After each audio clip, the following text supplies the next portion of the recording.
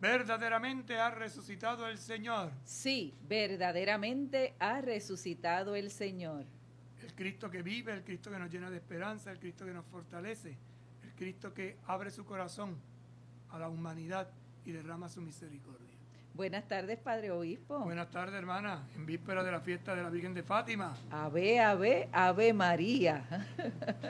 ¿Verdad? Como cantamos ese cántico tan hermoso del 13 de mayo, la Virgen María bajó de los cielos a Cova de Iría, pero ahora baja a Puerto Rico. En Portugal. Ajá. María es Portugal, un pueblito que ha ido creciendo precisamente gracias a la devoción a la Virgen de Fátima, porque la gente visita y poquito a poco se ha ido engrandeciendo y creciendo, ¿verdad? Vamos pues a rezar para que ella nos acompañe en la ruta, en la vida, sobre todo nos asista en estos momentos difíciles de la pandemia y que nos ilumine también, como lo hizo ella, abriendo su corazón para acoger las palabras del Señor. Señor Jesucristo, tú que nos acompañas en el camino de la vida, te pedimos que enciendas nuestros corazones con el fuego de las Escrituras, para que participando en tu mesa seamos fortalecidos en el amor y la unidad, y así lleguemos a ser auténticos servidores del reino. Tú que vives y reinas por los siglos de los siglos. Amén. Santa María de Guadalupe, ayúdanos a ser discípulos misioneros. San Juan Diego, ayúdanos a ser discípulos misioneros. Beato Carlos Manuel, ayúdanos a ser discípulos misioneros. Ese discipulado, esa misión está enraizada en ese encuentro con Jesucristo, que ha abierto su corazón para con nosotros, derramando su sangre, dándonos, podríamos decir, un huequito para acomodarnos en su corazón misericordioso. Se hace también expresión y vida en estos textos que vamos comentando, guiados por la carta del Papa Francisco. Alégrate y regocíjate en ese llamado a la santidad en el mundo actual, o sea, en el mundo de hoy, no de ayer, no de mañana, sino en el mundo de hoy. Ayer, Padre, compartíamos, ¿verdad? Iniciábamos el gran protocolo luego de haber hecho lectura de las bienaventuranzas. Culminábamos prácticamente el programa con el capítulo 25 del Evangelio de Mateo, ¿verdad? Todo esa experiencia, ese caminar nuestro. Decíamos que era como la carta de presentación de nosotros hacia el cielo, ese currículum vitae, ¿verdad? Así como cuando vamos a solicitar un trabajo, presentamos todas esas credenciales, todas esas experiencias, así también para el cielo tenemos que presentarlas. Y es un examen, decía San Juan de la Cruz, al final de la vida, en el atardecer de la vida, el Señor nos va a examinar del amor. ¿Y cuáles son las preguntas? Esas. Porque tuve hambre y me diste de comer, tuve sed y me diste de beber, estuve desnudo y me vestiste, estuve enfermo y fuiste a visitarme, estuve preso y también fuiste a ver. Y el texto dice, lo hicieron con uno de estos mis hermanos más pequeños. Pues mire, coja un papelito esta tarde y examínese y marque, he dado de comer, check mark. He dado de beber, check. Por lo menos a uno. Pero no es que a los de tu casa que le has dado de comer, no se trata de eso, sino has invitado a alguien a comer que no sea tu amigo, sino una persona que verdaderamente está pasando necesidad. Porque ahí está la clave. Un enfermo. Porque visitar a uno que te va a visitar cuando tú estás, pues no tiene nada. Es en la gratuidad del amor. Y este texto del protocolo refleja el corazón de Jesús, que era con lo que terminábamos ayer. Y yo trataba de decirles, ¿verdad?, sin ánimo de despreciar, porque tenemos las imágenes. Entonces, quizás alguno pudo haberse sentido molesto o un poquito desconcertado por la referencia que hacíamos a las imágenes. Recuerden que la imagen es una expresión artística que plasma pues una idea. Y cuando nosotros miramos la imagen del corazón de Jesús, pues en el corazón de Jesús hay tres signos: la corona, la llama y la lanza, costado abierto, ¿no? Pero eso refleja toda la vida de toda su enseñanza, toda su vida, el fuego, el amor hacia el reino, la corona, los sufrimientos, y sobre todo la lanzada, el derramamiento de la sangre. Pero ¿dónde y para quién y por quién se hizo esto? Por la humanidad. Por eso, si lo haces con uno, lo haces con todos. Si lo haces con todos, lo haces por Él, por Jesús. Si lo haces por Jesús, lo haces por el Padre. Pero el verdadero rostro de Jesucristo andante por la tierra es el hermano que sufre, el vulnerable. Y es lo que estamos tratando de ir poquito a poco reflexionando. En el número 96 que terminábamos ayer decíamos, en este llamado a reconocer a los pobres y sufrientes se revela el mismo corazón de Cristo, sus sentimientos y opciones más profundas, con las cuales todo santo intenta configurarse. Entonces el santo no se configura con la imagen, con la estatua, sino con la otra imagen, el ser humano, a quien le quiere dar su amor, fuego, a quien o por quien sufre la corona, pero sobre todo hace un hueco, hace un lugar en su corazón. Y por eso cuando nosotros rezamos una oración apostólica, nombramos personas, decimos nombres, rostros, recordamos rostros, caras, concretos, con apellidos. Es una forma de decirle al Señor, amo a tal.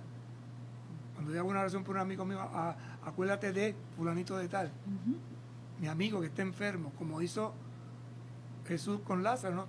Lázaro está enfermo, voy para allá. Pero porque le dijeron que era Lázaro, ¿no? Lo conocía, rostro, figura, imagen, persona concreta. Y es así también, Padre, el corazón de la Madre. En el Inmaculado Corazón de María, ¿verdad?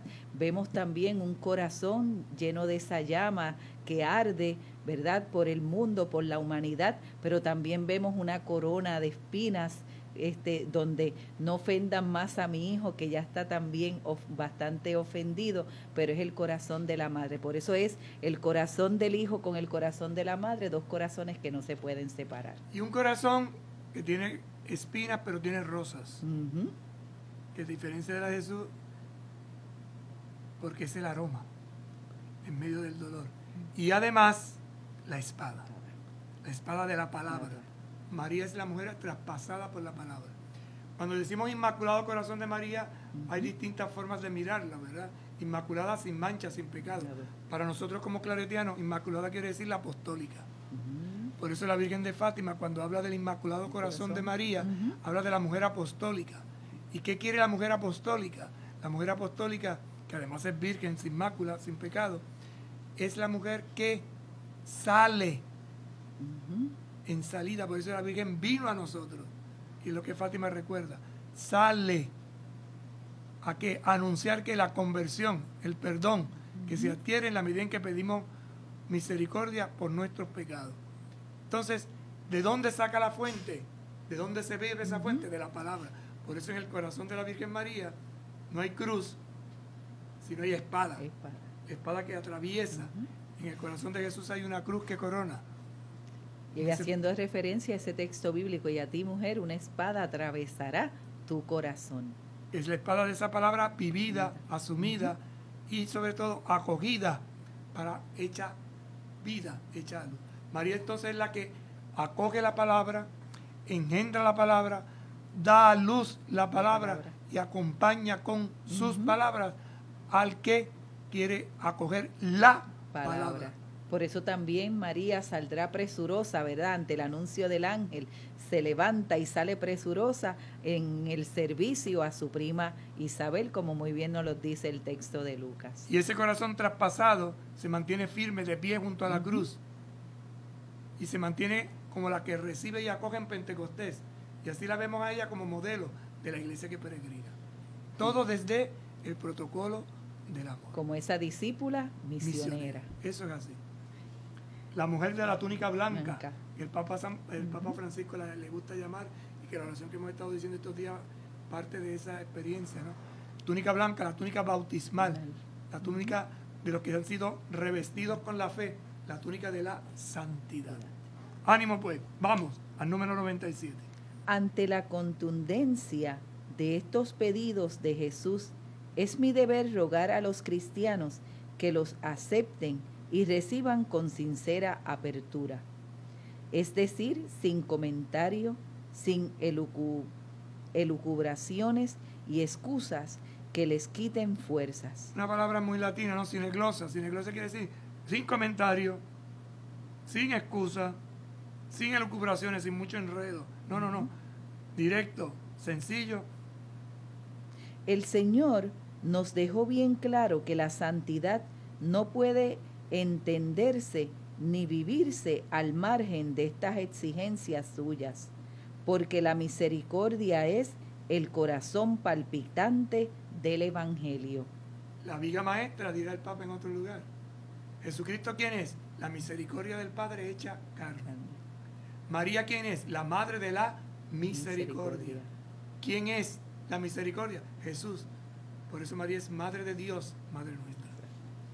Cuando encuentro a una persona durmiendo a la intemperie en una noche fría, puedo sentir que ese bulto es un imprevisto que me interrumpe, un delincuente ocioso, un estorbo en mi camino, un aguijón molesto para mi conciencia, un problema que debe resolver los políticos y quizás hasta una basura que ensucia el espacio público. Los descartados, con una palabra bien hiriente, esos son unos descartados, no sirven para nada.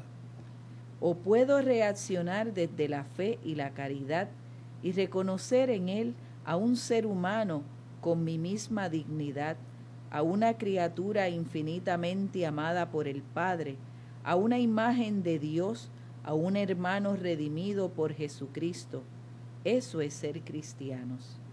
¿O acaso puede entenderse la santidad al margen de este reconocimiento vivo de la dignidad de todo ser humano? Por eso la conversión toca el corazón. Y por eso cuando yo me hago el indiferente y paso de largo y no ayudo, Dios me pedirá cuenta. Por eso la conversión es algo más que una palabra. Es un toque profundo, es un virar en U.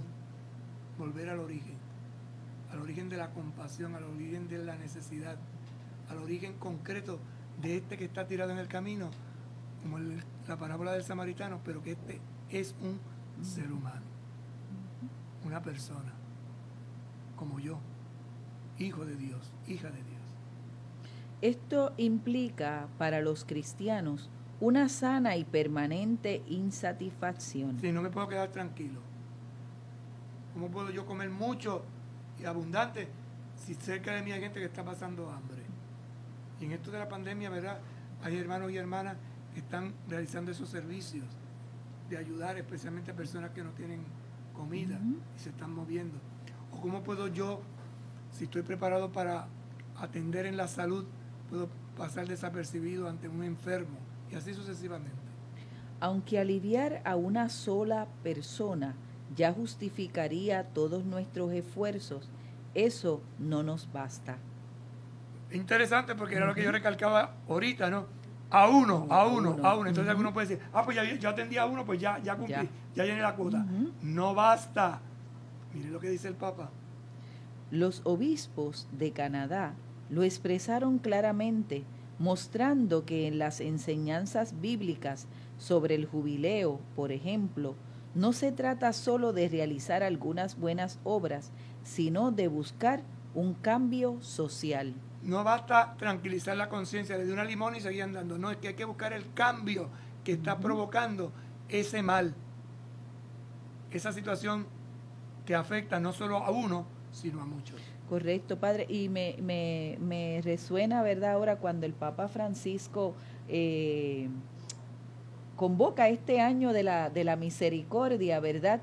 No era simplemente un evento que pasó y ya, sino un acontecimiento. Estaba despertando en cada corazón nuestro ese deseo de ser misericordiosos. ¿Para qué? Ante las situaciones que próximamente se van avecinando en nuestra vida, pues nosotros podamos continuar compartiendo y viviendo esas obras de misericordia. ¿Ve? Si es como usted nos explicaba con esto del Congreso Americano Misionero, no podemos verlo desde que es un evento, pasó como los conciertos. Fui al concierto, lo disfruté y ya pasó. pero esto debe quedarse en nuestra vida y en nuestra vida cristiana más todavía. Fíjate que Dios prepara a su pueblo y a través de una catequesis, una predicación, el Señor nos estuvo preparando para lo que vamos viviendo. Uh-huh. Y pongo un acontecimiento, estuvimos todo un año hablando de las obras de misericordia. Y que tal. Y se recuperó en acciones. Quizás no las veíamos como un estilo de vida, sino puntuales. Dice esta obra, dice aquella. Y algunos quizás se contentaron con eso. Sin embargo, el Señor poco a poco fue preparándonos para lo que venía después. Y hablo concretamente en Puerto Rico. Uh-huh. Y hablo más concretamente en nuestra diócesis, ¿no? Ese año de la misericordia nos dio unas herramientas. ¿Para qué? Para vivir María, para vivir los terremotos y ahora para vivir la pandemia. Uh-huh. Si no estuviéramos lo suficientemente preparados, uh-huh, si no nos damos los espacios y aceptamos esto como ¿qué me pide el Señor? ¿Qué me está enseñando el Señor? Volvemos al texto del Espíritu Santo ayer. Como maestro, ¿qué me enseña el Señor? Como memoria, ¿qué me recuerda el Señor? Como guía, ¿hacia dónde me orienta el Señor? Uh-huh. Porque tenernos que quedar a la brava, uh-huh, en un distanciamiento, en un guardarnos o en un aislamiento, llámelo usted como quiera, nos va a hacer volver a un mundo que no será el mismo, uh-huh, que anteriormente tuvimos. Y podemos reaccionar de la misma manera. Si usted está pensando que todo va a ser como antes, bájese de esa nube. Uh-huh. Es distinto y nos tenemos que preparar, no solo psicológicamente, sino sobre todo espiritualmente, para reinventarnos e innovar muchas cosas que ciertamente nos sirvieron y nos fueron de utilidad, pero que una vez que se abran las puertas, habrá que trabajarlas de forma distinta. Cuando ya nos estamos acostumbrando, tendremos que empezar a salir. Cuando ya habíamos olvidado algunas prácticas, las tendremos que volver a retomar. Y nos vamos a encontrar con muchas de las cosas que decía ahorita el protocolo. Gente con hambre, gente con sed, gente desnuda, gente que migra, gente enferma, gente presa, no sé. El Señor sabrá. Lo que sí pedimos es la gracia de entender para poder poner en práctica las palabras del Señor. Sí, porque esos sencillos, esos humildes, los vamos a seguir encontrando en las luces, los vamos a seguir encontrando en las calles. Y aumentados. Y ahora, Padre, con mascarilla, porque los vemos, ¿verdad? En el caso que a mí me toca salir para hacer las diligencias y esto y lo otro, pues los veo y están allí todavía.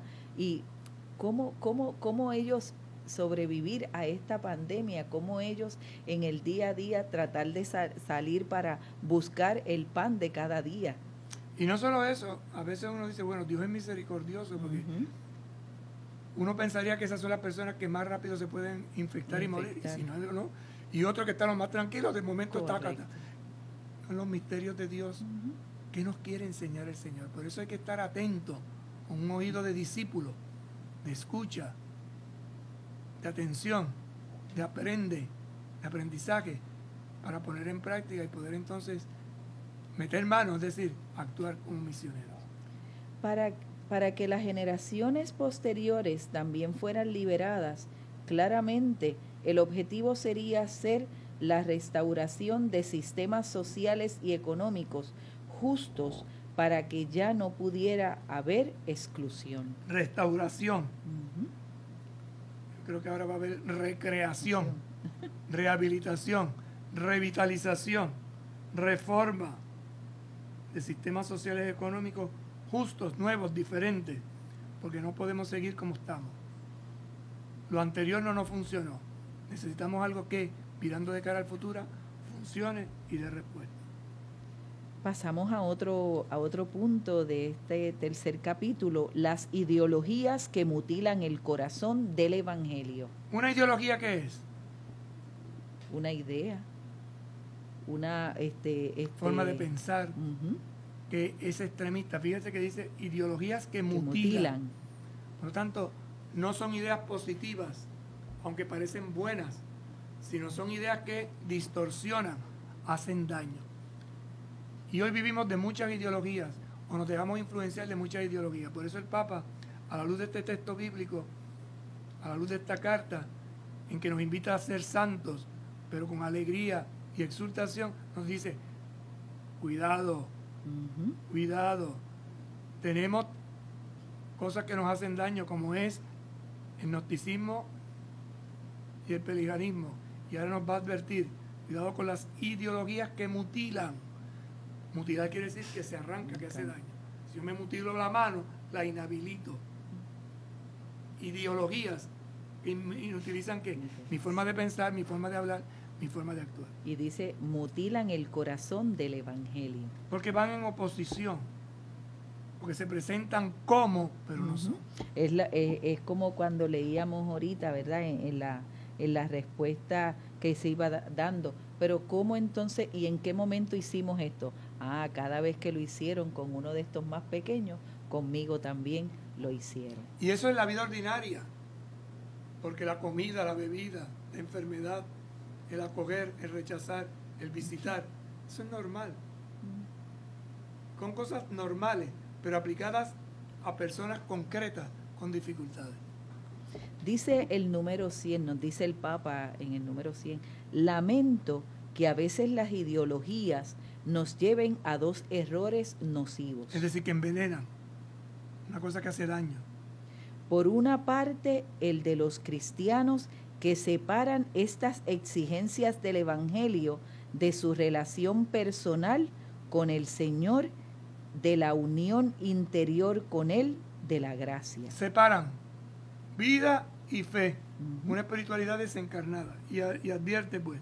Así se convierte al cristianismo en una especie de ONG, quitándole esa mística luminosa que también vivieron y manifestaron San Francisco de Asís, San Vicente de Paúl, Santa Teresa de Calcuta y muchos otros.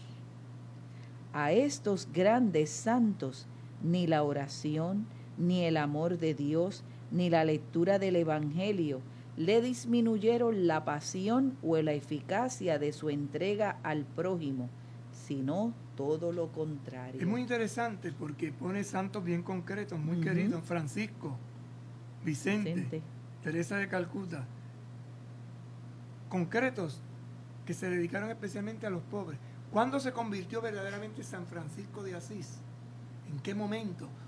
Pues muchos pensarán que cuando vio al Cristo en la capilla de San Damián, que sintió esa emoción interior y que le habló. Pues no fue ahí, fue cuando besó al leproso. ¿Qué supuso ese besar? Tocó, experimentó. Porque con ese gesto de ternura se hizo solidario con el dolor y el sufrimiento de aquel hombre desechado y rechazado de la sociedad. Vicente de Paúl, con las personas concretas. Teresa de Calcuta, la más contemporánea de nosotros, ¿no? Con tantas personas que ayudó al bien morir, con tantos niños que asistió. Y cuando vemos su vida, uno dice, wow, el Evangelio no la alienó, el Evangelio la insertó, la metió dentro de, los hizo tocar la vida real. Padre, quiero compartir, ¿verdad?, con usted y los que nos escuchan. En una ocasión me tocó darles un retiro a un grupo de esta sociedad de San Vicente de Paúl, y me llamó mucho la atención una frase de él, y decía, los pobres serán quienes los juzguen, ¿verdad? En ese contexto de ellos como familia vicenciana. Y a mí, yo no soy de esta comunidad, pero a mí me impactó grandemente, los pobres serán quienes los juzguen. Y ciertamente, ¿verdad? Si nos vamos al Evangelio, tuve hambre, me diste de comer, tuve sed, me diste de beber, tuve desnudo, me vestiste, estuve preso, enfermo y fuiste a visitarme. El Evangelio nos cuestiona también. Fíjese, hermana, ¿cuál es la frase? Los pobres serán quienes los juzguen. Eso no es de San Vicente. ¿No? Eso es del Evangelio. Vicente lo que hace es aplicarlo a. Por lo tanto, es para todos los cristianos. Correcto. Los carismas en la iglesia surgen como un punto de referencia. Entonces estos laicos vicentinos son una encarnación de esto que acabamos de leer. Pero eso me toca a mí también. Correcto. En mi ambiente donde estoy. Ellos en su ambiente donde están de una forma concreta, pero los pobres me juzgarán a mí. Y a mí me va a juzgar de otra forma, pero serán los mismos pobres. Por eso si yo no ayudo, si no tengo atención, quizás yo no pueda estar directamente, y a veces pasa eso, ¿verdad? Que uno no puede estar directamente atendiendo a un enfermo, pero puede facilitar que otra persona vaya.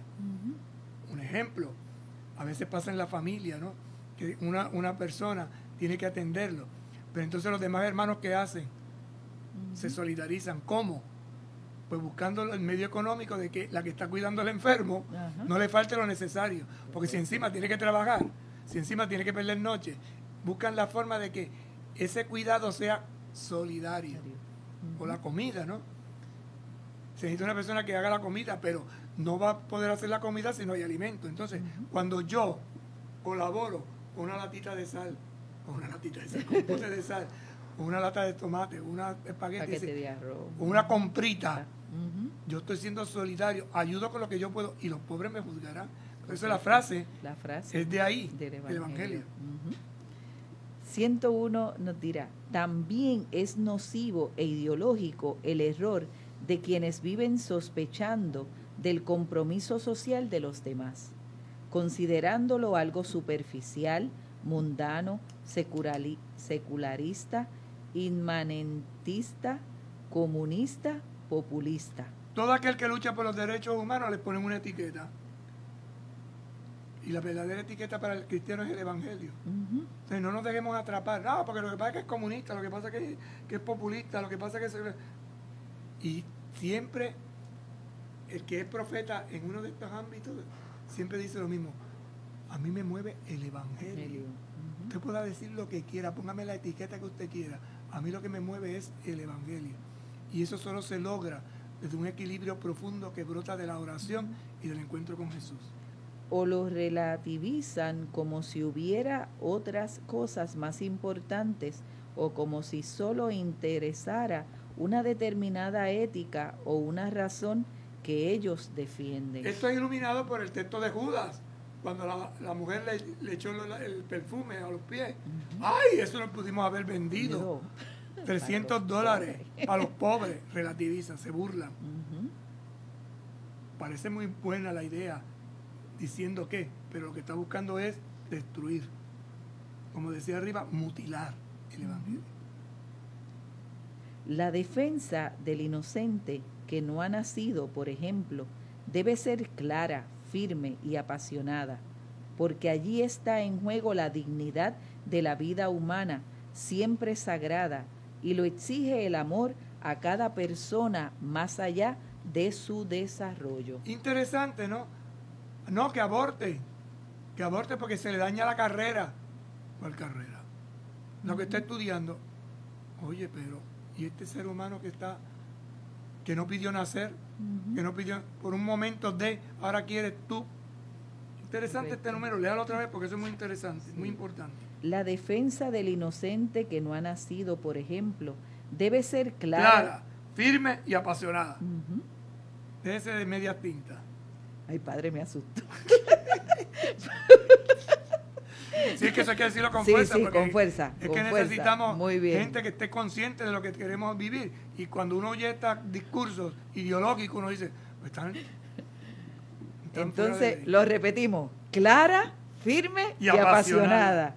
Porque allí está en juego la dignidad de la vida humana, siempre sagrada, y lo exige el amor a cada persona más allá de su desarrollo. La vida humana es sagrada, por eso la tenemos que defender a como dé lugar. No podemos permitir esa destrucción. Imposible. No es cristiano, no es ético, no es moral. Pero igualmente sagrada es la vida de los pobres que ya han nacido. Entonces los matas de hambre, no los ayudas. Que se debaten en la miseria, el abandono, la postergación. O sea, que decirlo con fuerza, la miseria, el abandono y la postergación. Porque es que hay gente que está como en una nube, tú sabes, indiferente. Totalmente, y esto nos está destruyendo, nos está matando. La trata de personas, la eutanasia encubierta en los pobrecito. Enfermos. Ay, sí, porque está viejito ya, para que no sufra. Después están una inyección. Ay, Dios mío.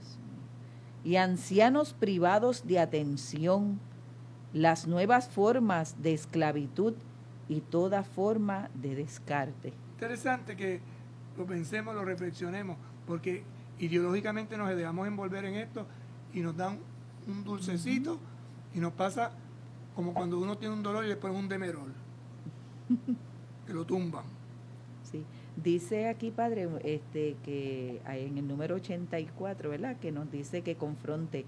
Dice, la Quinta Conferencia General del Episcopado Latinoamericano y del Caribe, según el magisterio constante de la Iglesia, ha enseñado que el ser humano es siempre sagrado desde su concepción, en todas las etapas de su existencia, hasta su muerte natural y después de la muerte, y que su vida debe ser cuidada desde la concepción en todas sus etapas y hasta la muerte natural. En todas sus etapas, gestándose, dando a luz, desarrollándose, creciendo, en fin, todas las etapas. Hasta la muerte natural. Y si yo provoco la muerte de un ser humano, estoy destruyendo lo que es sagrado, la vida. Por eso nosotros defendemos y creemos en el Dios de la vida. No podemos plantearnos un ideal de santidad que ignore la injusticia de este mundo. Ignorar la injusticia, te hacen una poca vergüenza, ay, cambias la cara, ay, no me interesa. No veo, ni oigo, ni hablo.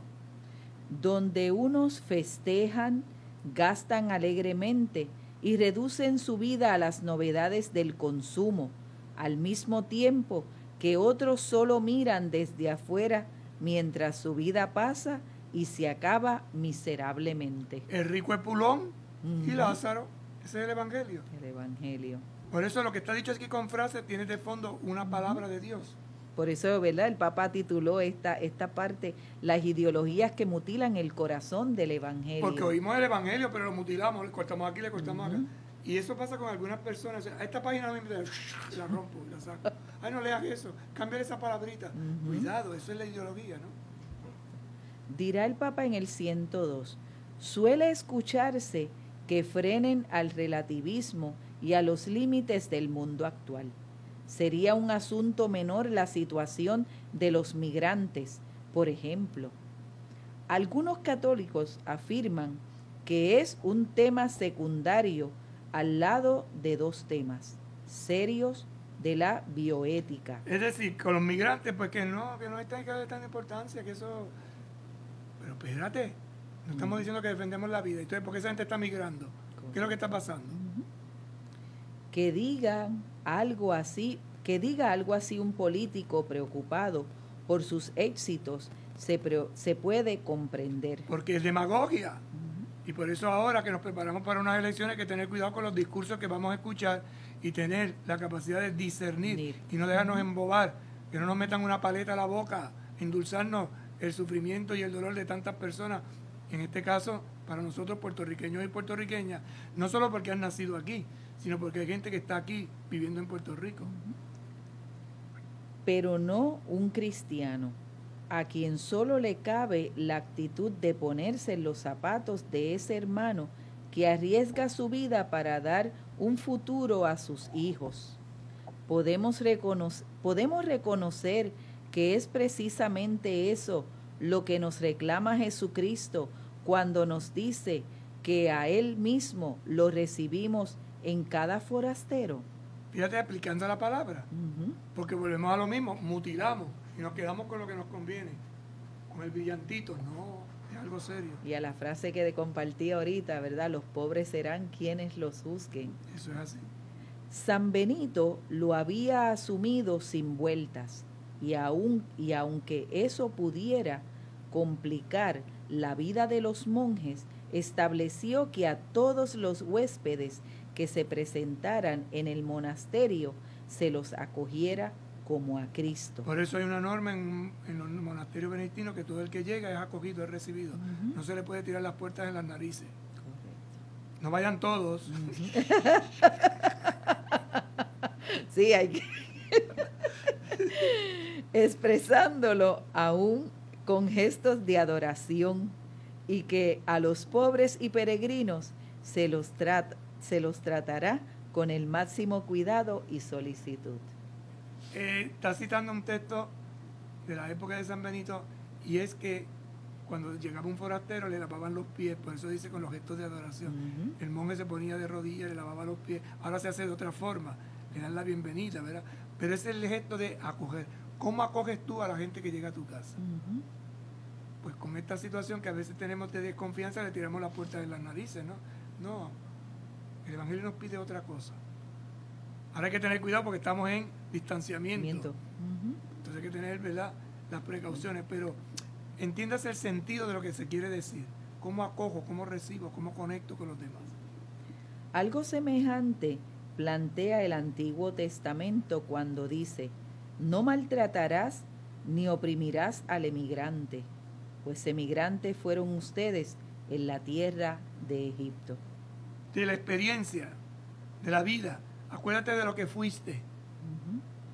Porque no hay peor cuña que la del mismo palo. Hay gente que es así, se olvida de lo que fueron y maltratan o maltratamos.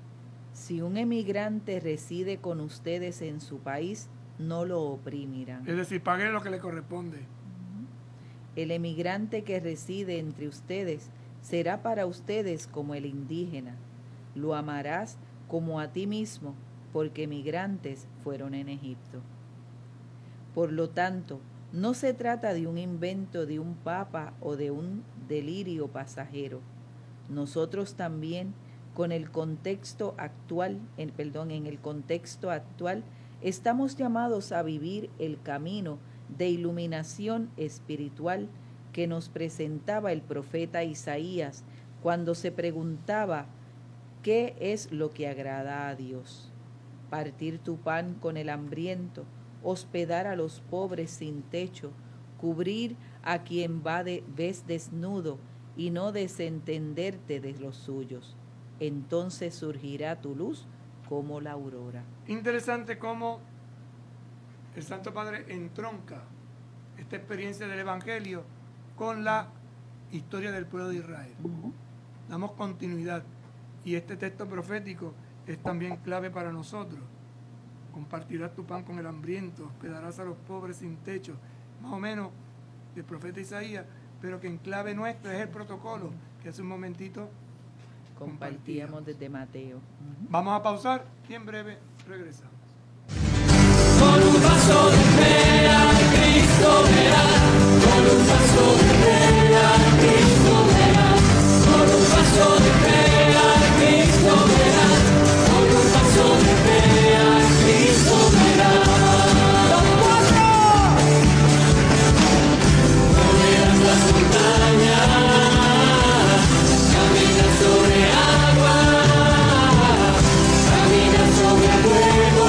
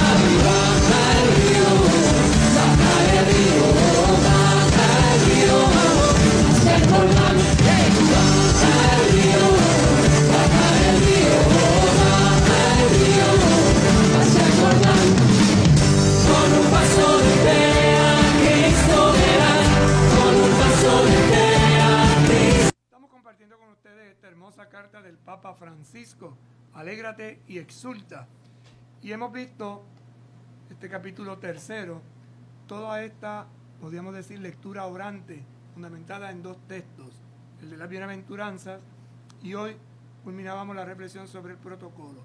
En vísperas de celebrar una fiesta muy querida por nosotros, esta fiesta de la Virgen, Nuestra Señora de Fátima, que trae un mensaje concreto, que tiene que ver con la conversión, que tiene que ver con la penitencia, tiene que ver con la oración. Y todo esto desde el amor. Y concretamente en nuestra diócesis, pues nosotros tenemos una réplica del santuario original de Fátima, la segunda réplica mundial. Y por eso, en vísperas, anunciamos que ya mañana vamos a tener una peregrinación virtual hacia el santuario de Nuestra Señora de Fátima en Yauco. En Guánica. En Guánica. Siempre si Yauco, si Guánica. Sí, es que están ahí en la frontera. Entonces vamos pues a explicar un poquito en qué consistirá esta peregrinación, que une un poco toda esta espiritualidad del amor, desde la experiencia de familia, desde unas hermanas que, sintiendo ese carisma de la familia, atienden. Y como dice el lema de ustedes, hermana, ¿cuál es? Llevar a Cristo a la familia y la familia a Cristo. A través de la Virgen María, de ese corazón inmaculado, misericordioso. Hermana. Por eso mañana queremos invitarles con gran alegría que se unan a nosotros a través de las redes sociales Católica Radio, Facebook Live también, por Omecos, que se va a estar transmitiendo esta peregrinación virtual, donde estaremos haciendo distintos momentos de oración, ¿verdad? Viviendo la experiencia de estas apariciones que se dieron en Fátima ya hace 102 años. Y entonces, en las mismas vamos a estar orando por los enfermos, por la familia, por las necesidades de nosotros. Como ustedes muy bien saben, nuestra casa general, nuestra casa madre, fueron afectadas grandemente por estos terremotos que hemos estado sintiendo y que todavía continuamos viviendo esa experiencia, las 7 hermanas que residen allí en los predios de nuestro convento. Sabemos que no podemos llegar hasta allá físicamente, ¿verdad? Por eso lo vamos a hacer virtual, para que peregrinen ustedes también junto con nosotros y a la misma vez oremos y hagamos memoria, ya que hemos estado en este contexto, ¿verdad?, de hacer memoria de lo que aconteció allá en Fátima. El padre muy bien lo decía, tenemos la segunda réplica a nivel mundial de la capilla de las apariciones, ¿verdad? Y desde allí nos unimos todos como familia de fe. Llevar a Cristo a la familia y la familia a Cristo fue el lema que Madre Dominga pues dejó como legado para nuestra congregación, para Puerto Rico entero. Por eso nosotros decimos siempre Yauco y nos confundimos, no, pero en realidad es Guánica, pero en Yauco es la cuna donde Madre inició este caminar, esta experiencia, esta congregación guiada, ¿verdad?, bajo la acción del Espíritu Santo. Hay que entender lo que es una peregrinación. Peregrinar quiere decir ponerse en camino. Y esto es una tradición muy antigua, no solo de los cristianos, sino de las grandes religiones. El pueblo de Israel tenía la obligación de peregrinar por lo menos una vez al año hacia el templo de Jerusalén. Y de ahí surgen unos salmos, los que llaman los salmos de la subida, como esto se hacía a pie cuando iban llegando a la colina donde estaba la ciudad de Jerusalén, se entonaban unos salmos. Por ejemplo, qué alegría cuando me dijeron, vamos a la casa del Señor. Ya están pisando nuestros pies tus umbrales, Jerusalén. Allá están las tribus, van subiendo. Pues muy pronto los cristianos comenzaron también a peregrinar. ¿Hacia dónde? Hacia los lugares santos cristianos. ¿Cuáles eran estos lugares? Pues la Tierra Santa, Santo Sepulcro, Belén, Nazaret. Luego, hacia santuarios específicos. El peregrino entonces se pone en camino, es una actitud de búsqueda. El peregrino busca. El peregrino hace una ruta. Hay grandes peregrinaciones en el mundo, por ejemplo, que se conoce muy aquí en Puerto Rico porque muchas personas han participado, peregrinan al santuario a la ciudad de Santiago, en España, donde está la tumba del apóstol. Y hay un camino de distintos puntos, donde al final se da una bendición especial a los peregrinos que lo hacen. El peregrino siempre lleva algo en la peregrinación, lleva algo, una ofrenda al lugar donde peregrina.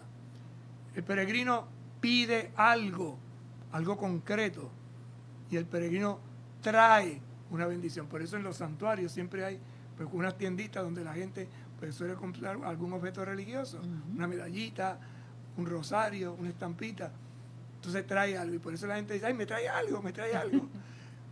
Ese algo que traen es signo de la bendición por la cual se ha pedido. En esta peregrinación que vamos a hacer va a ser virtual. Es una nueva modalidad. Esa modalidad vivida por la situación que estamos experimentando con la pandemia. Aquí en Puerto Rico ha habido una tradición muy grande de peregrinar, por ejemplo, al santuario de Nuestra Señora de Monserrate en Hormiguero, al santuario de Nuestra Señora Madre de la Divina Providencia en Cupey, Los Terrenos, al santuario de la Virgen de Fátima, al santuario de los Mártires allá en la diócesis de Mayagüez, en fin, distintos lugares. En Shontat, tanto el de Cabo Rojo como el de Juana Díaz. Pues esta peregrinación la vamos a hacer virtual. ¿Y qué queremos? Orar. ¿Y orar por quién?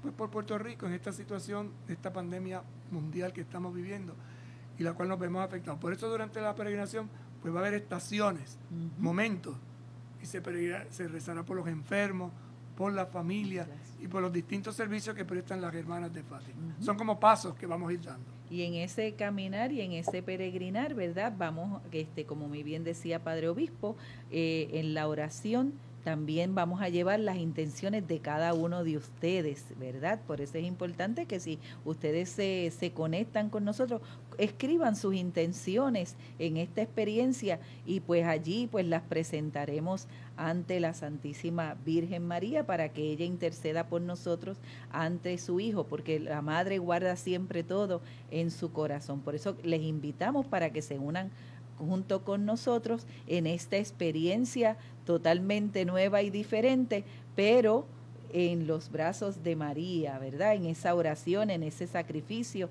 también como un momento de pedir perdón, de hacer penitencia, pero sobre todo esa oración a los pies de la Madre para ser elevada hacia su Hijo. Iniciaremos con la Santa Eucaristía y luego de ahí en el trayecto iremos avanzando virtualmente hasta llegar a los pies del santuario donde las hermanas de Fátima, las que están actualmente, las 7, pues son 7. Plenitud. Porque las demás fueron dispersadas, enviadas, puestas en distintos lugares. Y también, pues aprovechen las que quieran ayudar, ¿verdad? Pues habrá un momento de una ofrenda que pueden hacer llegar al santuario de la Virgen para la reconstrucción de la casa de las hermanas. Sabían que esa casa madre tenía también las hermanas enfermas, las ancianas, que hemos tenido que reubicarlas en distintas comunidades, pero que necesitamos urgentemente también iniciar los pasos. Y una forma pues de colaborar desde nuestra pobreza, pues dando nuestra ofrenda de limón. Así que están invitados a la peregrinación virtual mañana. Desde el Obispado hasta Guánica, el santuario de las hermanas dominicas de Nuestra Señora de Fátima. Ave, ave, ave María, ave, ave, ave María. Mañana es el 13 de mayo, la Virgen María bajo de los cielos acobadería. Ave, ave, ave María, ave, ave, ave María. A 3 pastorcitos la Madre de Dios descubre el misterio de su corazón. Ave, ave, ave María, ave, ave, ave María. La saludamos desde aquí. Dios te salve María, llena eres de gracia, el Señor es contigo. Bendita tú eres entre todas las mujeres, y bendito es el fruto de tu vientre Jesús. Santa María, Madre de Dios, ruega por nosotros pecadores, ahora y en la hora de nuestra muerte. Amén. Que el Señor esté con ustedes. Y con tu espíritu. Les bendiga y les acompañe el buen Dios Todopoderoso, Padre, Hijo y Espíritu Santo. Amén. Pasen todos. Muy buenas tardes y hasta mañana. Con un vaso de fe a Cristo verás. con un paso de fe a Cristo verás, con un paso de fe a Cristo verás.